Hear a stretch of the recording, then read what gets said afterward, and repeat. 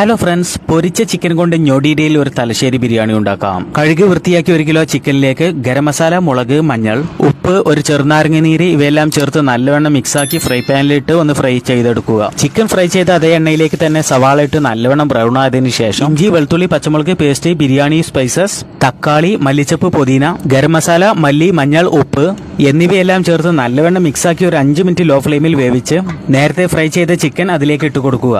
ഒരു ചെമ്പിൽ വെള്ളമെടുത്ത് അതിലേക്ക് 1 മണിക്കൂർ വെള്ളത്തിലിട്ട് കുതിർത്തിയ അരി, എല്ലാ ബിരിയാണി സ്പൈസസ്, ക്യാരറ്റ്, പുതിന, ചെറുനാരങ്ങ, അല്പം നെയ്യ്, ഉപ്പ് ഇവയെല്ലാം ചേർത്ത് ഏതാണ്ട് 80% വേവിച്ചെടുത്ത് നേരത്തെ നമ്മൾ തയ്യാറാക്കിയ മസാലയുടെ മുകളിലേക്ക് ലെയറുകൾക്കിടയിൽ വറുത്ത ഉള്ളി ഇട്ടുകൊണ്ട് ഏറ്റവും മുകളിൽ വറുത്ത ഉള്ളി, അണ്ടിപ്പരിപ്പ്, മുന്തിരി, പിന്നെ അല്പം മല്ലിയില, അല്പം നെയ്യും കൂടി ഒഴിച്ച് ലോ ഫ്ലെയിമിൽ 10 മിനിറ്റ് അങ്ങോട്ട് ദമ്മിട്ടാൽ നമ്മുടെ Thalassery fried chicken biryani ready. അപ്പോൾ ഈ വീഡിയോ ഇഷ്ടപ്പെട്ടവർ ഒന്ന് എന്നെ സപ്പോർട്ട് ചെയ്ത് ഫോളോ അല്ലെങ്കിൽ സബ്സ്ക്രൈബ് ചെയ്തിട്ടില്ലെങ്കിൽ അതും കൂടി ഒന്ന് ചെയ്യാം. Thank you for watching.